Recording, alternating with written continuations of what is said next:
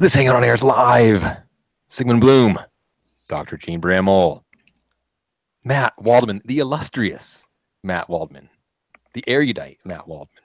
I think that every time that I host the show, I should just come up with new adjectives to describe the wonderful people that I get to work with and the wonderful people that we get to broadcast to here on Football Guys TV, on the live Audible. We're here in the thick of the fourth preseason week. Gene, you know what that means.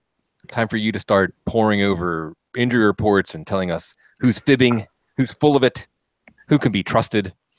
And we got to jump in with the latest. And I know that this is another one of those, the news is the same. There's no news, but you've got to let us know if you caught anything in body language or a facial tick or something, anything to let us know what's going on with Andrew Luck. Yeah, I don't think anybody is going to describe me as erudite when we talk about Andrew Luck at all. But I think, injury reports come out next Wednesday. We'll start to get some information then. But with Luck in particular, the decision to put him on keep him on the PUP list or not is really the big information we're going to get this weekend. We're not going to learn anything about Odell Beckham. We're not going to learn too much about Corey Davis, those sorts of things until we see these guys return to practice. But big piece of information with Luck is whether or not they consider him close enough to come back within the first 6 weeks of the season or not. And, there's a little bit of a confounding factor in Indianapolis with all the players that they have injured, from Ryan Kelly, Devontae Davis, to a few other very big names, and they may have to make some hard decisions on who they're willing to carry on that 53 or not, based on how long these guys are, Davis and Luck in particular, are likely to be out. But I think we've kind of maintained all along that I don't think it's likely that they're going to put him on the PUP list. If they do, I think it's a clear sign that there's something going on. And the longer this goes, we're going on almost 9 months now of rehab, and there are some labral injuries that take a little bit longer to go, but all the rehab protocols I've been able to find suggest that the throwing protocol, part of the protocol, starts within around that 5 to 6 month mark, and you'd expect them to return. So it's a little bit unusual what's going on. Again, it's a franchise quarterback, so you can give him a little bit of leeway, but I would imagine that the intention all along was for him to be at least close to being available in week 1, and that doesn't look like it's going to happen. I know we talked about in the last couple of weeks that you were hoping, at least I was hoping, to see him do some individual throwing, do some 7-on-7s, and then be ready to practice and get ready to play. So I think we're probably at least 2 weeks away. If he comes off the PUP list and starts doing some things this week, there's a slim chance we see him in 2 or 3 in those home games, but it's really hard to handicap right now. The only thing that we know that's different today is that Chris Ballard said in the pregame show before the preseason game tonight that they don't anticipate keeping him on the PUP list. That doesn't exactly sound like a ringing endorsement to me. I don't think I trust anything that's coming out of Indianapolis right now. So you hope that's the case. He's on the active 53, and then we're on practice watch. But if not, short-term and long-term issues are going to be major concerns for him at this point. So I don't think we're going to see him on the PUP list, but we're going to be watching that like a hawk, in addition to all the cuts that are about to come in the next 48 hours. Well, let's go to our now departed Cecil Lammy's team in Fessel, otherwise known as Demaryius Thomas's groin strain. Can you tell us a little bit more about that groin strain and whether that has anything to do with the hip injury that he's had and how that may factor in? Yeah, I think the hip injury is truly a hip issue. Whether there's some impingement going on or some labral issues that just aren't enough to where they required surgery. That hip thing seemed like it was behind him. Not to say that there can't be compensatory related things, and it wasn't evident exactly, what the groin injury looked like during the game. The only thing that's notable is I haven't seen anything in 48 hours. Up to that point, he hadn't been practicing, and knowing that all the preseason games are tonight on Thursday night, you wouldn't have expected him to do anything yesterday or play tonight. So it's not a surprise that he's not been back to practice. We'll probably see some of these teams do some things on the weekend after the cuts are made to start getting ready for the games. So like a team that played on Thursday night and then has a game 10 days later, we're going to hear some trickles of who's practicing and who's not on Sunday and Monday, but really the first indication of how likely some of these veterans are to be fully ready to go is going to be the Wednesday and Thursday practice report. And there wasn't anything about Thomas's injury last week that suggested concern, but again, you got to see him on the practice field before we can take that at full face value. Gene, I won't make you explain, although I did tweet it out, that you took Andrew Luck at the 4th pick of the 3rd round in a super flex after a crazy quarterback run. But it was really the first 2.5 rounds were all quarterbacks. But I will put it to you in a similar way about one Odell Beckham. Really going into drafts 2 weeks ago, it was Bell, Johnson, and Ezekiel Elliott's suspension went down, and Antonio Brown was third. Maybe you might have a debate between Julio Jones and Odell Beckham, fourth, fifth, but they were fourth and fifth. If you had the fifth pick in a draft tonight, and the first four were Johnson, Bell, Brown, and Jones, would you take Odell Beckham? Yeah, I think that's fine. Andrew Luck, what was this here? 5, 10, quarterback 14? Yeah. I think that's all right. Sure. Not endorsements. League. Not an endorsement. Draft picks are not endorsements. It's probably true. I still think we're going to see Andrew Luck in the first month of the season. So I think that's okay. If you're staring at him after the top 12 have gone, I don't think that's a particularly risky situation. I think you're fine taking Beckham there. I expect him to be limited in practice next week and then play. And I think the worst case scenario is still there, that he comes back maybe a little bit too soon, more limited than you expect, and has an aggravation when maybe had he taken another week, there wouldn't have been any issue at all. But even at that, I don't anticipate this being a lingering issue where it's going to limit him throughout the first half of the season. It's, high ankle sprains are difficult recoveries, but this had the look of a relatively low grade injury. And again, as we talked about last week, that doesn't mean that it's not going to come with a 3 to 4 week recovery timetable, but he's going to be right about 21 days on Sunday night when he returns. So we're going to be pretty close there. I don't think there's been really any expectation that he won't practice next week right now. I know we've heard that he may not play week 1, week 2, but he was out there doing some limited stuff on the field in front of everybody tonight, not in pads, but he was doing a little bit of individual work, catching passes and moving on those feet. And he's still got, we got 10 days yet before he's got to play Sunday night. So I think, as I said, I would consider him a little bit lower than Antonio Brown and Julio Jones at this point, but he stayed in that tier for me. And I don't think I'd worry too much more about how much time he may miss. We should be fine. Well, to continue our Football Guy Staff League theme, tell me about my worries that I should have about Danny Woodhammy. Mm-hmm. I think we're all right. It's hard to know exactly where these guys are. There's really no reason to put anybody with anything that could be aggravated out on the practice field or put them in a preseason game at this point. So I think you get really reassured if a team is willing to risk aggravation or injury in tonight's preseason game, but you're just not going to see anybody play. He's going to be a player. Again, we'll look Saturday, Sunday to see if he starts doing a little bit in practice, but ultimately, probably limited on Wednesday. If you see him fully practice on Wednesday, then no reason to be concerned. But next week is going to tell the tale for these guys. Gene, have you heard about this circle and the process? Yeah, it's not a, what did he say? It's not a process anymore. It's a circle. That's what it was. Yeah, it's now in the circle. Reginokine. Reginokine. Thank you. And this refers to Tyler Lockett, but also it's something that everybody.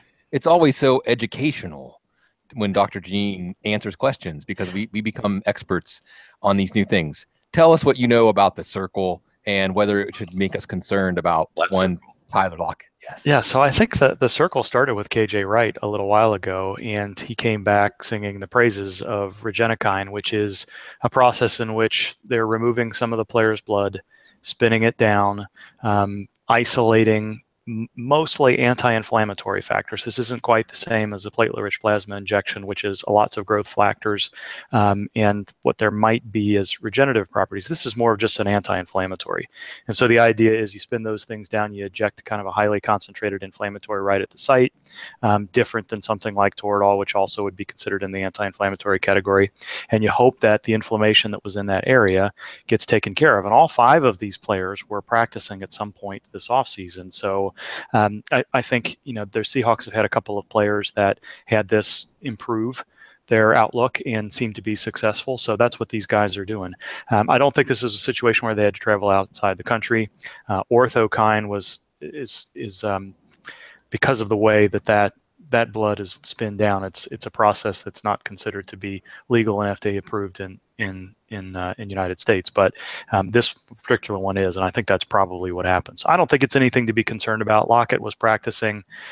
Just one more thing that these players feel like they can do to get themselves as ready as possible for the regular season. Now, that said, all 5 of these guys, from Michael Bennett to Tyler Lockett to the others, if we don't see them practicing on Wednesday, that's a concern.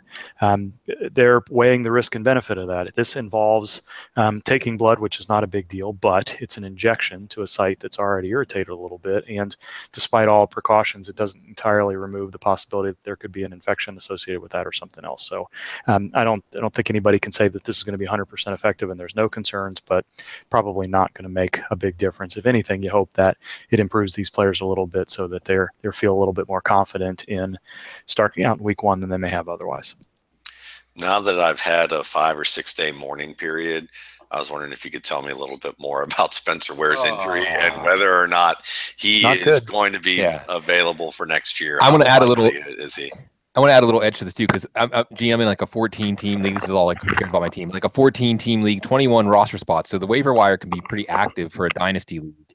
And I dropped Spencer Ware for Cordero Patterson, not just because I love Cordero Patterson, but because I feel like keeping Ware all year based on what we know might end up being, something I look back on as a missed opportunity. Well, you're banking on 2 things, right? You're banking on, one, that Spencer Ware returns to full form, and that Kareem Hunt doesn't show enough as the lead back that Spencer Ware has, an important role next year or on another team, right? So I think I can understand why he did that. The concern here, and although this looked like a relatively innocuous injury, when we heard that there was likely more than one structure involved, the early word was PCL.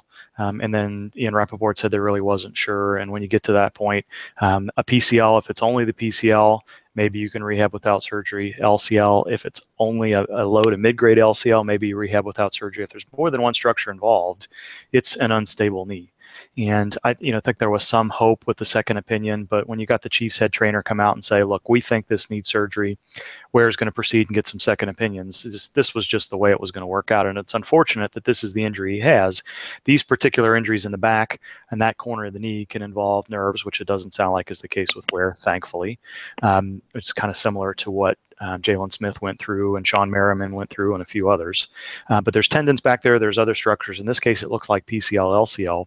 And the tricky part of this is to repair the ligaments in such a way that there's not some stiffness left over. There's not so much laxity left over so that he's able to return to form and that knee functions about what you would expect it to. But this is maybe similar to Justin Houston, which was kind of ACL, LCL. But whenever that particular part of the joint is involved, you're probably looking at more 9 to 12 month rehab. So I don't think we're going to see Spencer Ware participate in OTAs next year.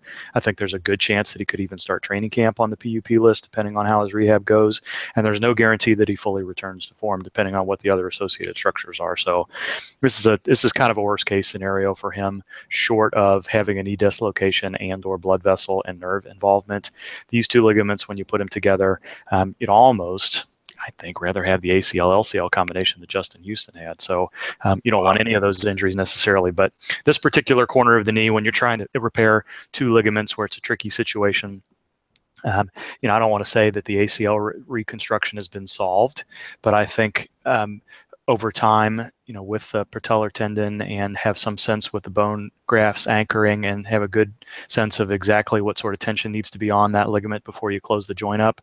I think it's a little bit more tricky from a PCL and LCL. And I'm not an orthopedic surgeon, but just based on what I've read and some of the conferences I've been to and the discussion about how these surgical procedures go, nobody really wants to repair a PCL because it's not an easy thing to do. So if you don't have to do it, you don't do it. And the same thing can go for the LCL. When you're talking about potentially reconstructing both of those ligaments, it's not a great situation for Ware, and it's unfortunate. Hopefully he recovers. And, we've seen plenty of outliers, Jimmy Graham with the patellar tendon and otherwise, but this isn't going to be an easy situation for Ware. One last round with Dr. Gene. So much, the fountain of knowledge, and always calming us down. And let's go the opposite of mourning to celebrating. John Brown. Yeah. Splashing into the end zone last week twice. And the second time in vintage John Brown fashion. His ADP was in free fall after he was in street clothes, and Bruce Arians saying, I'm not even sure we can count on him. But how much should we be worried about a soft tissue injury? How much should we restore him on our boards? Count on this, right? So very shortly after Bruce Arians kind of called him out, and John Brown immediately afterwards said, look, I'm not going to go out there before I'm ready, and I'll be ready when I'm ready. And he looked ready. Now, again, it was, he caught 2 passes. They were both touchdowns, but he looked explosive doing it. He looked comfortable doing it. He's been back to practice this week. So I don't know that you can ask for much more from John Brown. However, we know that last year he had enough problems with his hamstrings that didn't show any inflammation on the MRI. He had a quad strain this summer that limited him for most of a month. So I think you absolutely have to be worried about soft tissue injuries, and there's something about his particular situation with sickle cell trait, which is not the case with every player that has sickle cell trait, but in Brown's case, it looks like it is, where he's going to be at risk. And I don't know if it has anything to do with the heat in Arizona. Maybe that puts him in a little bit higher risk situation or not. But for now, he looks healthy. Hopefully that continues as long as possible. So let's end on Corey Davis and his hamstring strain. Say that 5 times, and and how he's doing and what you project for him. He's doing well. He's back to practice, which is a good sign. And I think that the key thing with these hamstring injuries, and we say it so often, is that in the first 7 to 10 days, there's a risk of aggravation, and they have to get through that reconditioning phase and football-related conditioning phase before you can trust that there's a limited risk of aggravation. So that timetable starts now. He's got 10 days to get ready for week 1. I think it's unlikely that we're going to see him out there full-time in week 1. But if he makes it through these next 7 to 10 days without any aggravations and he's able to be on the active roster soon, then I think we see him, continue to improve and look a little bit better as the first weeks of the season go on. I don't know that we see Corey Davis at full strength until week 3 or week 4 in terms of getting a comfort level with the offense and a comfort level with Marcus Mariota and all of those things. But right now we're rooting for no soft tissue injuries, no reconditioning injuries, and certainly no aggravations of that hamstring strain. And then we'll very quickly be in a situation where hopefully we see the Corey Davis that we saw in OTAs, who was playing very well. Dr. Gene, always in mid-season form. And it's such a gift to get to spend time with you every week, to spend time with our audience. Thank you, Doc.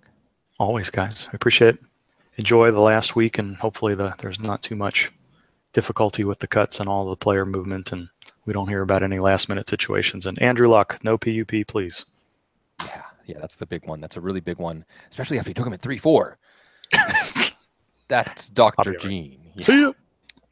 That's Dr. League. It was ridiculous. What's not ridiculous? The wait is nearly over. Football's back, which means FanDuel's back. Fantasy football for everyday fans. New contests starting every day, every week. No busted seasons. Something for everyone. Lots of contests to choose from, starting at just $1. Pick a contest, choose your team, and watch your score real time. And I know in week 1, I've got a few aces up my sleeve, like Delaney Walker against Oakland. Did you see Jason Witten look like not a dad runner, but a college kid runner against them? Over 2.5 million players won a cash prize playing on FanDuel. Take advantage of our special offer. New users, FanDuel.com/footballguys-subscription, and you will get a free 1-year Football Guys Insider Pro Plus subscription, plus a free entry into the NFL Sunday Million, which offers more than $1 million in cash prizes with your first deposit on FanDuel. Visit FanDuel.com/footballguys-subscription. Void where prohibited. Go now. Yes. Come to FanDuel. Come to the NFL and putting your knowledge to the test. Mr. Matt Waldman, now we get to play. That's right. Now the team's gone. That's right. Dr. Gene keeping things very serious, very sober. Not so much when it's Mr. Waldman, Mr. Bloom. I wrote an article this week, 32 players to pick up on preseason waiver wires. And it was actually Peace Ninja 3233, I think, was a follower who said, hey, could you run down like the best waiver wire pickups for the preseason, for waiver wire runs for the preseason? Who are a few names that come to mind, Matt, as we were drafting in late July, early August? You were in the Scott Fish Bowl 7, and that draft was in July, early July. Now we've kind of caught up on some players. There are some new names to consider. Give us a couple of new names that are your favorites. Yeah, I mean, Chris Godwin continues to move up my board because, at Tampa Bay, first you have Adam Humphries with the hip injury, and he's really kind of the slot option, and they like to use him in the red zone a good bit. And you know that O.J. Howard's eventually going to come on. They're going to try and push him onto the field as a receiver more and more.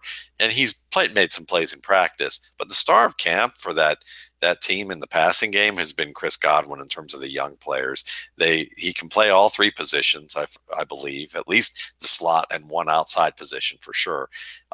Everybody from coaches to quarterback to fellow wide receivers say he plays like a veteran. He knows the offense. He's made plays every single day in camp. So that's one that I'm pretty enthused about and feel like that he's a guy that if either Mike Evans or Deshaun Jackson get hurt for a little while, he's going to step right up, and he's going to have some nice opportunities even in 3 wide receiver sets. So that's a good one. A guy to me, I mean, I know he's my guy, but Paul Richardson, I continue to like Paul Richardson here because he's just practically free to you at the end of drafts, and they're trying to trade Jermaine Kearse.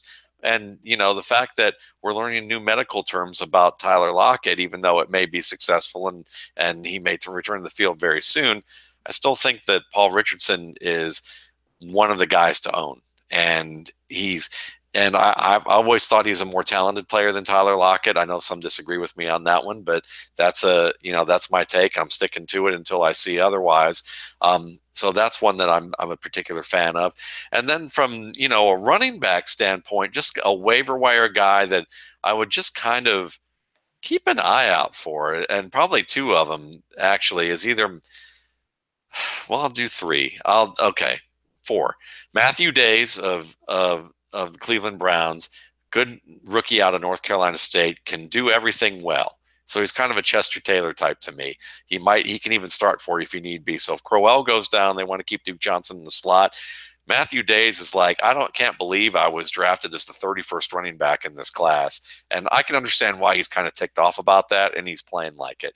Justin Davis has been a project for me that I've really enjoyed, and I thought he's a running back out of USC, about 6'1", 195 when he was at USC. Great burst, great lateral cutting, really strong finisher, but he wasn't very big. He was skinny, and I thought, man, this guy, he needs some churches and some fat back, and I think that he could be like, actually needs just some muscle, but probably more like spirulina powder and some GNC store stuff that's approved by the NFL. Gained 20 pounds of muscle, and he could really be something. Well, he gained about 20 pounds, they said. He's looked really good in camp, and he had one good preseason game, and they like how he catches the ball. If Todd Gurley gets hurt, he might be the Lance Dunbar replacement, and if not, then there's Malcolm Brown, who we've talked about a lot here. So, I mean, and then Rod Smith. I know that, everyone keeps talking about Alfred Morris, and they talk about Darren McFadden, but Darren McFadden needs like a GPS on his helmet to tell him where to go when it comes to running through holes. Sometimes the holes are just big enough that it's all right for him. But Rod Smith is like a banger with, good skill who can kind of really do some damage there. So, I mean, those are some guys that late round waiver guys that, I kind of went in, descending order, guys that you probably won't look at, guys that you really will. Yeah, and I think I actually had Richardson ahead of Godwin just because I'm looking at early opportunity, especially early in the season. Yeah. The early show out. But if it is a league like the Scott Fish Bowl, and it's a deep league where the waiver wire is not very fat during the season, and you are generally going to, if you look at your bottom 3 players on your bench, you may keep 2 of them until further notice. Godwin's a tremendous pickup because the reception it's been universally positive, and it's only that they have 2 excellent receivers ahead of him. But Richardson's very interesting. One name you didn't mention, who I put number 2. Number 1 is obviously Chris Hogan because he did go undrafted. Number 2 is Rex Burkhead in case he went undrafted. Sure. Number 3 though, Chris Carson. And you're a Seahawks. You got the that neon green on there. And this is one where I'm going to appeal to the kind of stuff that probably every time I say stuff like this, people say, I'm not going to listen to Bloom anymore. But it just feels like this is all building up to Chris Carson. Like at some point this year, we're going to be talking about Chris Carson, the starting running back for this team. How motivated would you be to get him? Because he's going to be on the waiver wire in almost all of these early draft leagues. This is a classic little tie-dyed angel and wet blanket scenario right here, because I'm going to be the wet blanket. I'm going to take my cape off here, wring it out a little bit, and slap it across you. Sure. My thought is this. I liked what Chris Carson did, and I wrote about him this weekend or this Monday in a recent column about preseason preview for the top 10 that I do every Mondays during the season. And I mentioned this. I thought he looked comfortable out there, and I thought that was a really good sign. That means that if he does get onto the field, then you saw a good pass catcher who did reasonably well there. When Seattle gave him a hole, he ran well, he ran hard, he had good quickness, and he certainly knows how to finish. So he's an NFL running back.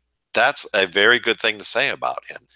The wet blanket part involved is that I still think he's the fourth guy on the depth chart just based on the injuries that were there. So we're looking at the possibility that Lacey, Rawls, and Procise all get hurt bad enough that then he's in and takes over for that. Now, it could happen. I mean, we certainly see that two of them haven't been very healthy, and the one that has been is, they've had to dangle a golden carrot in front of him the entire way to get him into shape. So it's definitely a possibility. A guy that I would mention, I'd like to know your thoughts on too, that I didn't say, and I just remembered as we were talking about this, is Tariq Cohen of Chicago, the human joystick.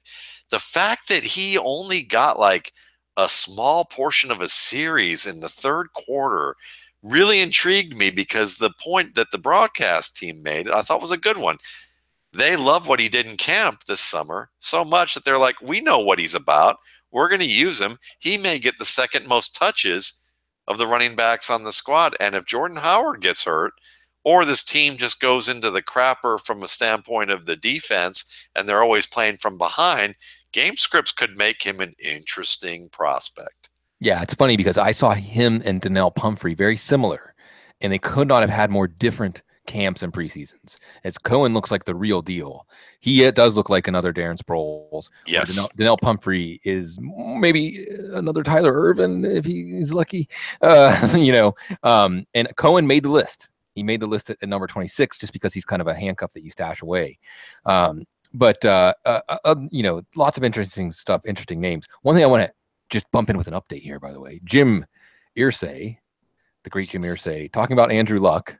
Did you see this one? Yes, Chris Brown tweeted it, I think. Yeah. Go for it. They asked him about Andrew Luck. He said, these games, all played on a 4-inch field between your ears. That's where it's at. You have to be able to deal with this, not only physically, but mentally. I have no doubt that Andrew Luck, the person that he is going to come out of this thing, not just how he was, but a better quarterback. When is the question? The timetable is more on the football gods and Andrew's gut feeling on how he's feeling. It's all trickling down. It's just all trickling down. It's Jim Irsay, so we have to take it with a grain of, well, I won't say what, but it doesn't sound good. Am I reading into this too much?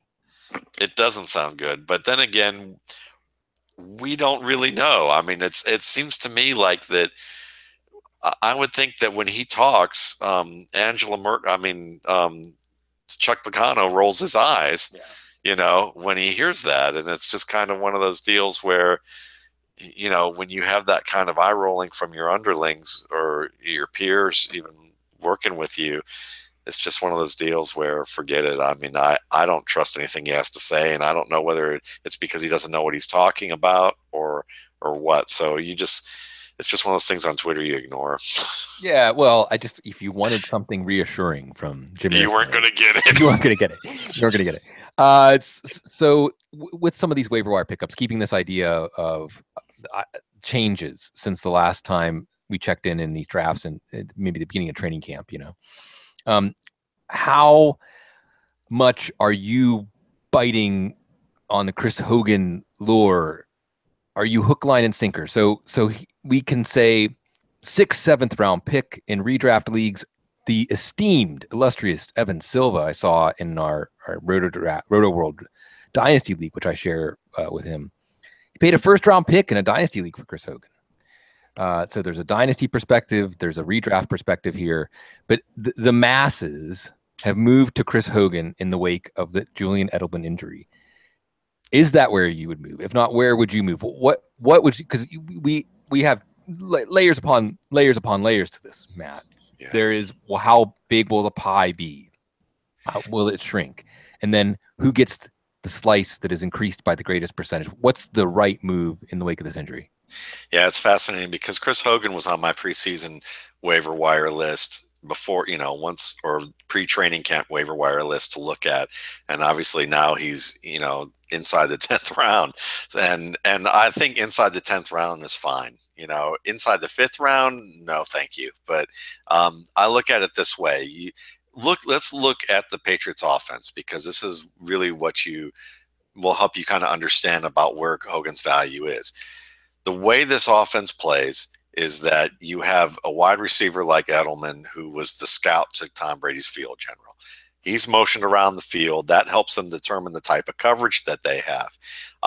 And when they motion them to a certain side of the field, it's often to a side of the field to highlight where Brandon Cooks is, so that they're doing that motion because they're thinking, can we get cover one safety high, so that safety is like, I've got to cheat or at least hold my ground enough to account for the fact that Brandon Cooks could be screaming up the flat and I have to go over there.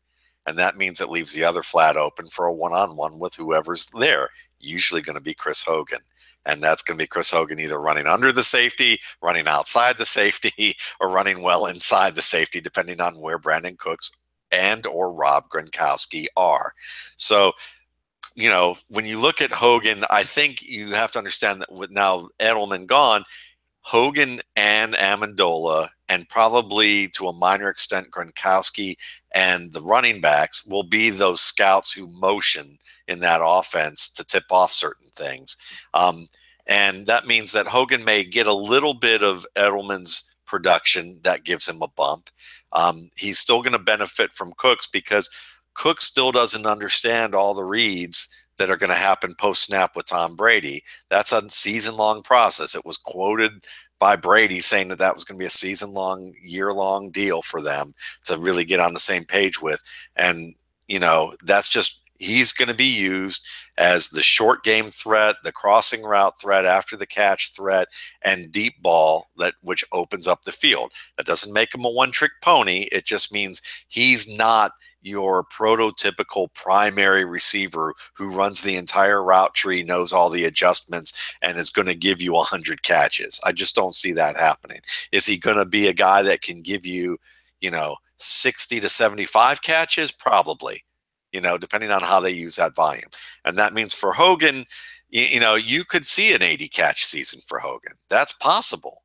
80 catch, 1,000 yards, 6 to 8 touchdowns. Now you're looking at close to the top 10. Now you're saying, maybe he is an early round value, but the problem is that he's still quite variable because his offense is so variable. And if they use him more as the motion man to tip things off, and they get, and he's only splitting some of that, I see him more as an 800 to 900 yard guy and a 4 to 6 touchdown thing, which is, still wide receiver 3 material, maybe even high end wide receiver 2, depending on how the league turns out. But I don't know if I could go that high with him, because to me, a first round pick is a guy who might give you 120 catches and 1,500 yards and 15 touchdowns. And that's not Hogan territory to me. No, but I will say this about Chris Hogan. I think we should not let our imagination limit what he could do in this offense. And I've pointed out that you and I were talking about Cooks and Hogan a few weeks ago.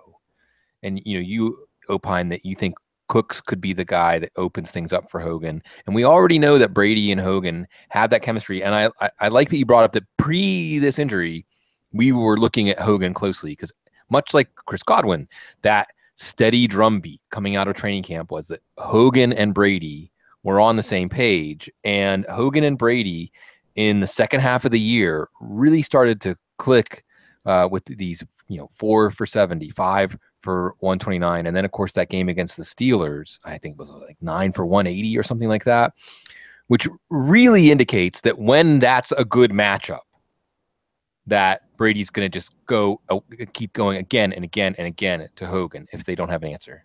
And here's the one thing. The only guy who's better than Hogan on that receiver roster at making catches in contested situations is Rob Gronkowski. Malcolm Mitchell could be better if he could stay healthy and learn. But in terms of guys who are going to be on the field and be reliable, Hogan was better than Edelman at that. Edelman's the quicker, better athlete in open space. Hogan's fares okay there.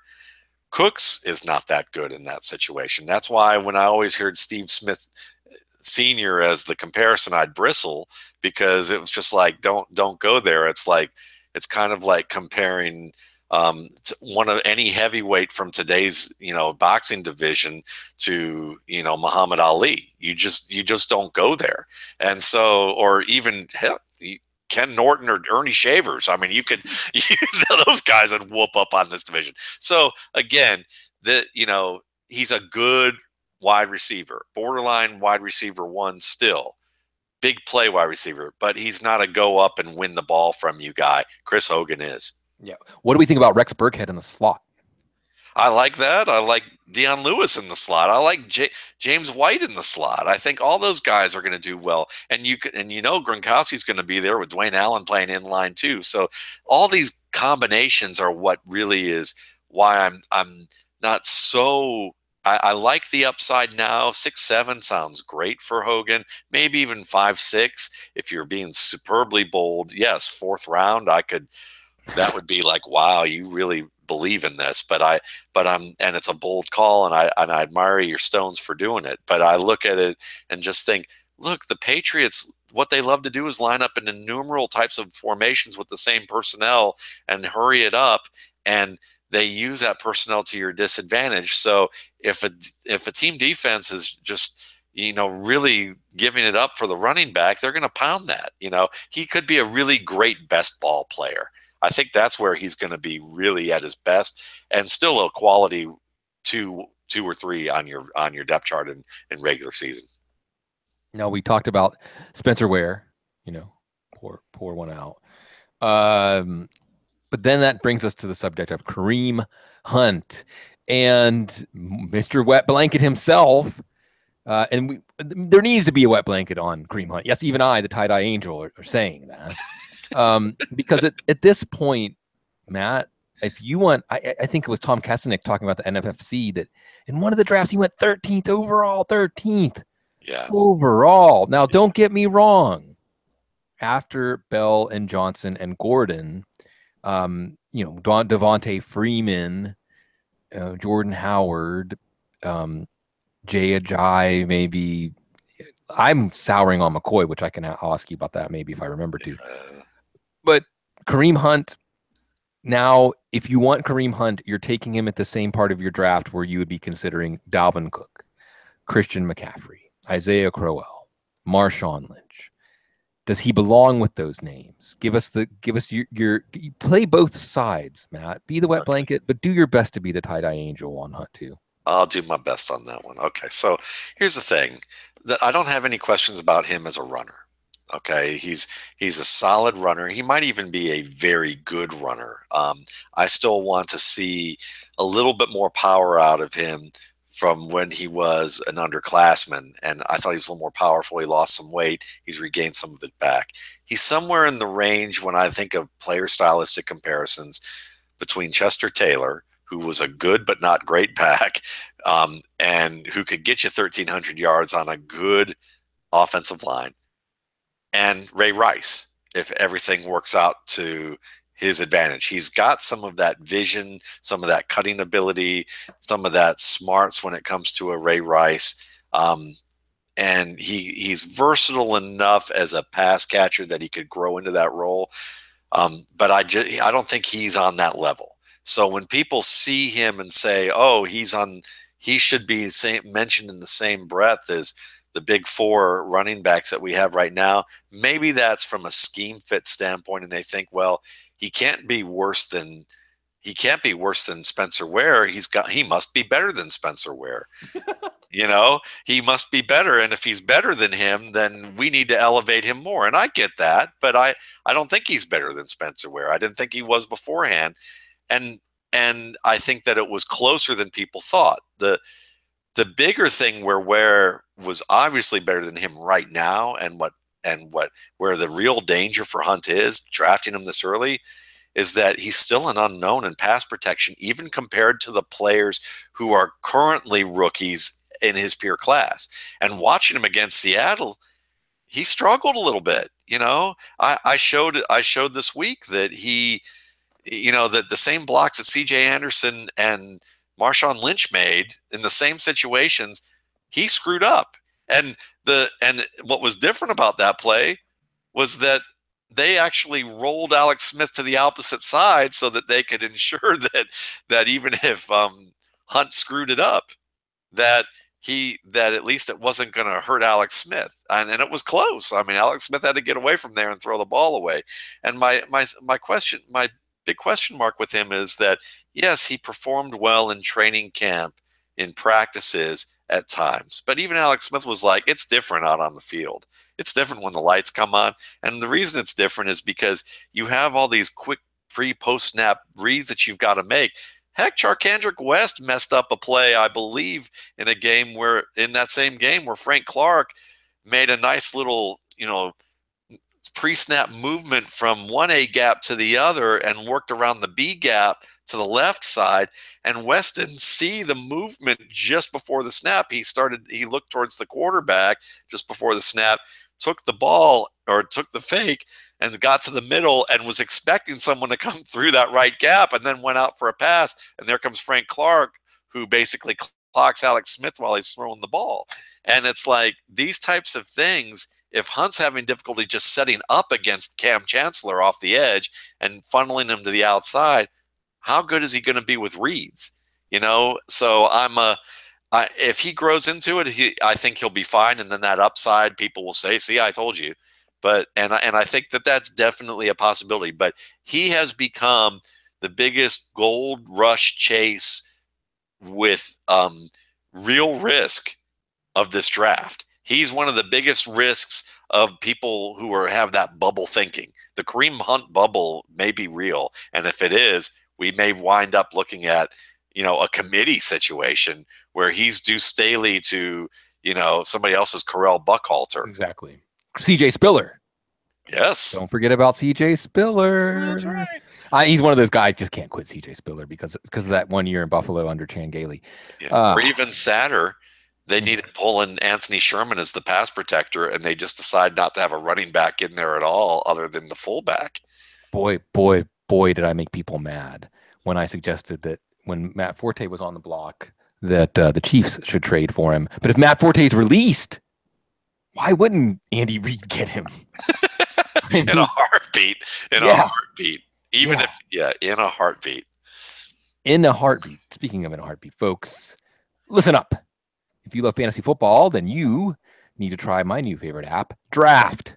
It's weekly fantasy football, but not like the other guys. On Draft, you play a real live snake draft with other people, just like your season-long league. Here's how it works. It's a draft that lasts just 1 week. There's no management. You set it and forget it. Once you're done drafting, that's it. No trades, no waiver wire. Draft even takes care of last-minute injuries for you. Drafts start every couple of minutes. You can join one right now. And the best part is you play for cold, hard cash.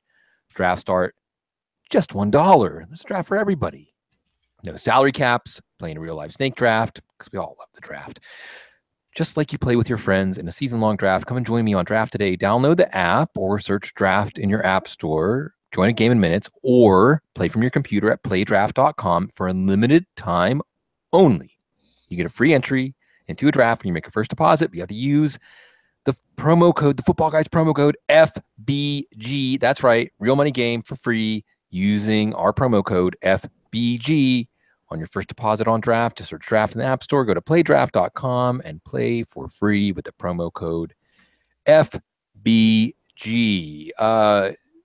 Matt, what's the promo code for Chicago without Cameron Meredith? Is it Kendall Wright with Dwell Gaines, who was the offensive coordinator in Tennessee the rookie year that Kendall Wright had? And is it none of the above? How does this affect Jordan Howard? This was the third big injury last week. Let's go through the fallout of Cameron Meredith's season being over. I think the promo code is WINCE. I think that's what it is. But, Kendall Wright is still a serviceable slot guy who can do some decent work for you. And I think that that's what will happen. He may not be the star you need him to be, but he's going to be that volume guy that might be fool's gold next year when everyone was like, look what he did statistically. And I think that it's kind of a garbage time situation. I really don't know who's going to be there. And when I look at the quarterback play, I'm not exactly enthused about it. The way people talk about the Rams or the Jets and they say, do you really want to pick a player from there? And I think, well, yeah, I wouldn't mind Robbie Anderson. I'd take a shot maybe on Ardarius Stewart off the waiver wire, even though the quarterback situation looks really bad. But this one, I mean, White has that athletic upside, so you kind of got to go roll with him and the tight ends. As long as Zach Miller stays healthy, to me it's non-wide receivers there. I mean, Victor Cruz maybe in the red zone. To me, these are like all these guys other than Kevin White are bye week plays who maybe could turn into something more as you wait and see how it happens. But I can't really count on anybody there that I feel comfortable with because of the quarterback situation. The offensive line's pretty good. And the running back situation's not bad, in terms of how they can run on the ground, but it all depends on how this defense plays. And if they get behind early, people are going to feast on this passing game. Yeah, we'll see about Mitchell Trubisky, who's had, dare I say, a Dak Prescott-esque preseason, at least looking very comfortable. And I've got to say, Matt, you have a way of characterizing and capturing these things. And I mean this in the nicest way, Mitchell Trubisky. But I think you brought up, is Ben Roethlisberger? Is that the comparison? Yeah. Yeah. Just that useful obliviousness. Yes. To things that are going on around him. You see it. You really see it translate in the preseason. Oblivious is not a way that we should be, however. It may end up being useful if you're like me, and when you're not oblivious, when you're aware, it causes you to overreact. Is it an overreaction, though, that in one of the expert leagues I'm in with one, JJ Zacharyson at late round quarterback, you love him, you love him. I had the 10th pick in the draft, and I took LaShawn McCoy. This was 3-4 weeks ago, before Buffalo traded Sammy Watkins, before Anquan Bolden joined them and then retired, and so on. Before Tyrod Taylor just continued to look bleh. And I saw that JJ had gotten Jay Ajayi at like 2.8, not like usually you got to get him in the early second, you got him in the late second. So I thought maybe there's a chance. And I was going through and refactoring my rankings after the third preseason game, and I moved Ajayi ahead of McCoy. And I'm always one to say, well, if you're telling everybody else out there that this is what you would do, then you got to do it too. Well, I can't take Ajayi over McCoy now, but I could trade McCoy for Ajayi, and I did. And you can say this is the opposite of the tie-dye angel, right? This is the tea leaf reader. There was a tea leaf reader in my family tree, by the way, in the Bloom family tree. And I'm reading the tea leaves of the Bills, and I'm saying, yeah, I don't want one of my cornerstone players to be a Bill this year. As much as I love LaShawn McCoy, it just doesn't feel right. What do you think about that kind of analysis on McCoy? And if you like it or don't like it, either way, give me any other things that come to mind when I talk about, now that we're getting this close to the season, like sometimes it takes clarity. Like you set your lineup at 1 p.m. Eastern, and at 1:01 Eastern, you say, I shouldn't have done that. That's how I felt about McCoy. Yeah, while you were on assignment, Cecil and I had this discussion about McCoy at length and how high we both were on him about a month ago, and how we felt like that, the offensive line is good enough. They were certainly very effective in helping him out at that time, and they're going to run him into the ground because look, that he was traded on the premise by Philadelphia that he only had so many steps left based on their GPS, analysis, and that he had only 2 years left before the milk carton was going to expire on his legs. And it was basically one of those deals where, it's been 2 years. He's been very good. And is this the year where that happens? And I was thinking, well, no, but the fear that I have now is now that that Anquan Bolden has jumped ship, which is a pretty big sign. Because when I think of Anquan Bolden, he had a higher calling, obviously, of what he wanted to do for himself. So I think that's probably 99% of it. But there's probably a 1% part of it where he's thinking, man, I was on the 49ers and they stunk. I was on the Lions and had a good quarterback, kind of, but their defense stunk. I haven't been on a good team in a while. Now I'm going to Buffalo. What am I doing here? Not only that, but it seems like that the guy who's running the shop here, it seems to be hell bent on just getting rid of all the players from the previous regime who meant anything. They're not his guys, and you kind of see the political writing on the wall that's like, I'm going to give this Tyrod Taylor a hard time throughout camp to the point that he's not comfortable. And if Nate Peterman even just smells good in the morning when he gets in, that he's freshly showered and wears the right deodorant, I might put him into the lineup and see what I got and just get rid of Taylor. I already got rid of Watkins. I can't trust him staying healthy, so let's get rid of him. And I look at that and I just think that there's something to that. Then Taylor's probably feeling the pressure that he's not wanted there. He knows it, and it's just kind of like, what am I doing? I'm a lame duck quarterback. Now, it's not the right thing to do. He's got to play through it and play hard, and maybe he'll get it, but it's a new system. Got things to adjust to, maybe not adjusting quite as well. And I just think, and for all the love people have for Tyrod Taylor, and I understand it, and he is an underrated player in a lot of respects. One thing no one's answered for me that I've read so far is, when your staff says to you, last year, here's a hit clip of all the times you missed Charles Clay. Charles Clay, a Pro Bowl caliber talent, maybe not in action, but in talent, he has been. Here's all the times you couldn't find him when he was wide open. Fix that this year. And he couldn't fix it last year? And you have a running game this good, and you can't find Charles Clay off play action, and you can't do those types of things? Maybe we're going a little too far on the Tyrod Taylor love. I like him. I don't think he's a bad quarterback. I just don't think that maybe he's a fit for what they want to do either. And this team seems to be going rapidly down the tubes, and I just don't see, if this team's behind in the second half of games. I liked Isaiah Crowell too, and he was a top 15 back, but he wasn't the most consistent back because of the fact that he only played about 2 quarters and a third, of every game in terms of getting carries for fantasy owners. And I'm afraid that LaShawn McCoy might have that problem, even though he is a better receiver. So I'm a little more optimistic than Crowell, but I think he's more of a top 20 guy than a top 5 guy now. So Ajayi or McCoy, make me feel better about this. I need you to make me feel better. You got Ajayi, right? Yeah. I like that better. They got a better quarterback in Miami than what they had. I know that may be controversial to some, but I'd rather have pouting Jay Cutler than Ryan Tannehill. Cutler's not a robot. He knows how to create. He takes chances. He actually has an accurate deep ball. He's actually accurate with up for grabs type of plays. Those are all things that I don't think Ryan Tannehill was particularly good at. So that opens things up for Ajayi, and Mike Pouncey's healthy, right? Mm-hmm. So Pouncey's healthy. When you got a healthy center of that caliber, that offensive line's going to be good enough. So I've got to ask you, and I'll admit I'm cheating because, again, check out Matt Waldman's top 10.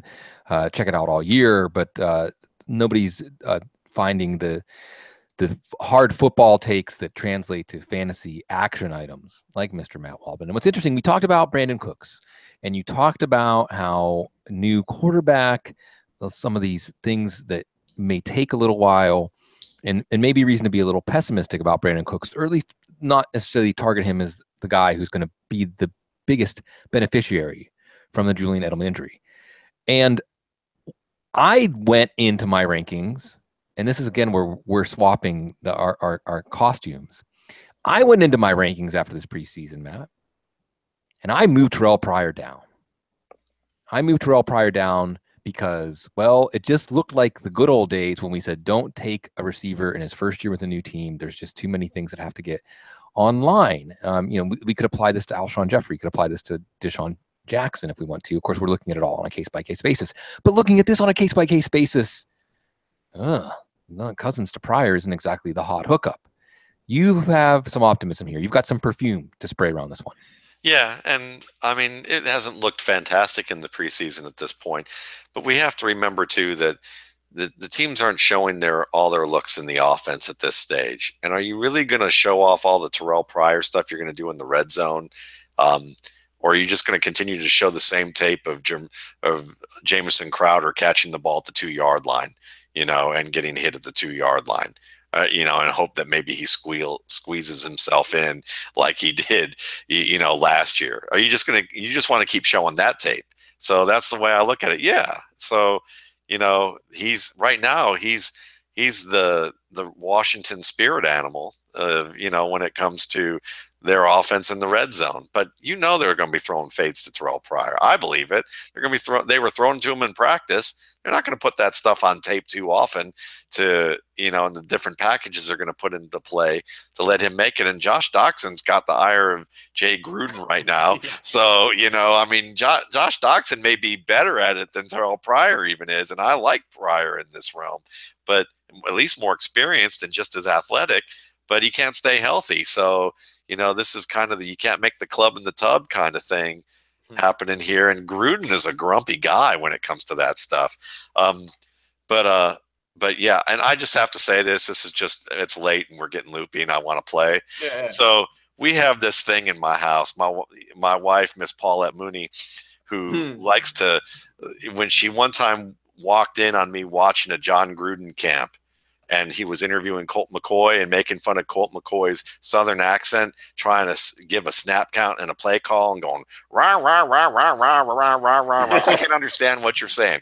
So my wife all the time says, whenever she sees John Gruden, she goes, there's rah, rah, rah, rah, rah, rah, rah, rah, rah, rah. So the joke is that if my wife, God forbid, ever has a stroke and is wheelchair bound and we see John Gruden, that, that my wife's going to look at me and go, rah, rah, rah, rah, rah. It'll probably be the only thing she can say at that point, but I'll know that she's actually sees John Gruden at that point. Like she'll just be looking there and going, and she told me to promise that if I ever see John Gruden again, like we saw him in the elevator at the draft, right, that before this whole thing happened, that I need to tell him that my wife calls him rah, rah, rah, rah. Yeah. So yeah, that was 8 years ago. Yes, it was. Oh, man, it's a long time ago. And I still want to have Paulette on the show to do the game where we tell her a player's name and she tells us what state he's from. Yes, and I think yes, and she's pretty darn accurate about that. I think she'll have 100% accuracy rate on North Carolinians, because she's like, for some reason she seems dead on about that. But yeah, to go on about Pryor, I just feel like the packages will be there for him. I still think he's making good plays in tight coverage. And, he had a couple drops, but there weren't major things. And he's a hard worker. And the offense is very similar to what Hugh Jackson did. So I'm willing to spray a little perfume on that one and not call it a pig yet. Folks, it's almost here. Next week, Matt, we'll have the Patriots and the Chiefs on in the background. Not too shabby. And oh, by the way, shabby at all. Next Sunday, did you see that the Browns released Joe Hayden? Did you see? I deserve this. Yes, I deserve this. I deserve this in all its glory. Bring it at me. Yeah. Well, we're gonna see Joe Hayden in black and gold, and he wanted to, just like one Jack Lambert who said, if I came back again, you damn straight I'd be a professional football player. Damn straight I'd be a Pittsburgh Steeler. And I say that just because if thinking about Jack Lambert doesn't get you excited, forget about fantasy football. Forget about drafts and all this other stuff. It is back, and we're going to watch an epic story, 32 epic stories, 53 epic stories on 32 teams, and getting to take that journey with everybody every year has been a great privilege, and it continues to be a privilege to share this space with y'all, our supportive, wonderful listeners. I've got to say, viewers, Again, Simon Shepard's been doing fantastic work. The waiver wire and trade dominator, the lineup dominator. This is just the products you've come to know and love from footballguys.com. And you know, if we ask you for a little bit, you get back a lot. And during the season, Matt Waldman's top 10 and all the different things that we do all season, we look forward to it. You look forward to it. It's about to get real, folks, and we appreciate getting to serve. It's a true privilege, and we're all ready to sit back, relax, and enjoy what happens, and then maybe not be so relaxed as we watch how our prognostications go, but we'll be there to help you adjust. We'll be there to help you enjoy it, no matter what happens here at Football Guys. Thank you, everybody. We will see you next week when there's real football that counts. Stay classy.